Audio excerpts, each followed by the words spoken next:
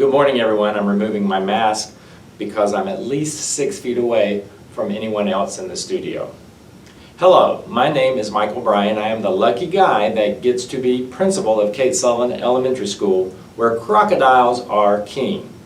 As you surely know by now, school starts on Monday, August 31st, for all of our wonderful students, both on campus and at home. We are excited about what the new year holds for all of us, and I want to take a few minutes to share some of our new procedures in case you did not hear them last night during the orientation process. Now, it's no secret that safety is always number one, and this year it is particularly important. So here are some things to be aware of. Students should come to school with at least 1 to 2 masks, as they will need them often.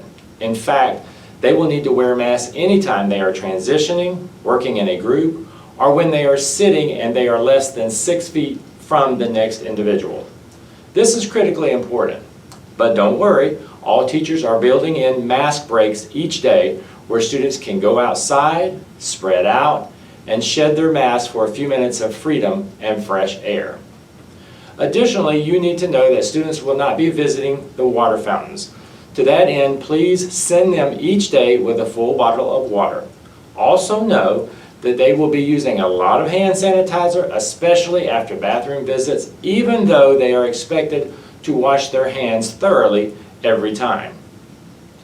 As for breakfast and lunch, everything will be brown bag unless they bring their own.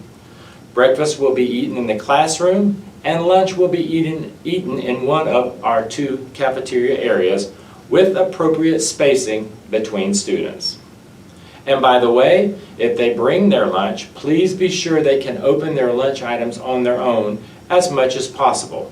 But if they have trouble, we will still, of course, help.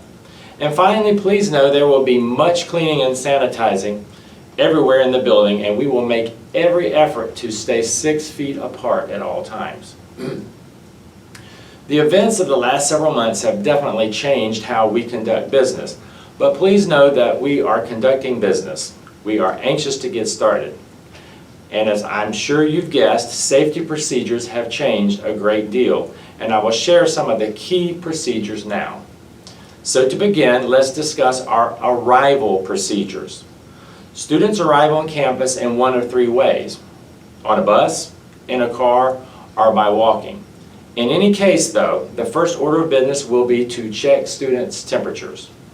If the student is a bus rider, their temperature will be checked as soon as they exit the bus. If their temperature is 100 degrees or higher, they will go to the sick room where a parent will be called. If a student is a car rider, their temperature will be checked before they even exit the car. If their temperature is 100 degrees or higher, they will have to remain in their car and leave with their parent. If the student is a walker, they will proceed to the appropriate grade level line to have their temperature checked as well. And again, if it is 100 degrees or higher, they will have to report to the sick room where their parent will be called. Next, the students coming from car drop-off and the walkers will proceed to the grade level line where they will enter the building. For pre-K, kindergarten, and first grade, that line is the sidewalk next to the K2 playground on the west side of the main building. For second and third graders, that line is the main sidewalk leading into the front lobby of the school. And for 4th and 5th grade, the line is the sidewalk beside the 3-5 playground that leads to our covered PE area. In these lines, if the student's temperature has not already been taken, it will be taken at this time. From this point, students will enter the building and head to their homeroom classes. Now let's talk about breakfast. The older students that are very familiar with the campus may proceed directly to the cafeteria once they check in. They can grab their breakfast and then go to their homeroom class.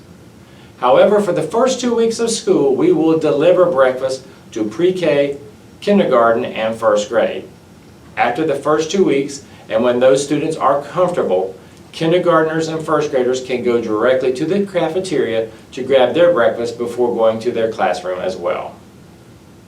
And now let's talk about our dismissal process. At the end of the day, First and foremost, make sure that your child's teacher knows how your student is to go home each day. And if that ever changes, be sure to let the school know before 2:30 in the afternoon.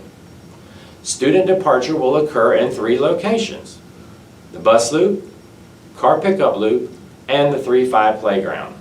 There will be no room waiters. Students that ride the bus will be escorted to the bus ramp, and our staff will seat them safely there and help them board the bus safely.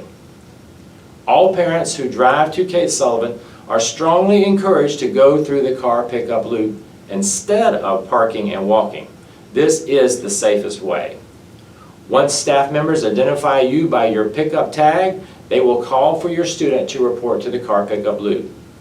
These students will not be far away, as they will be lined up on the playground behind the car pickup loop.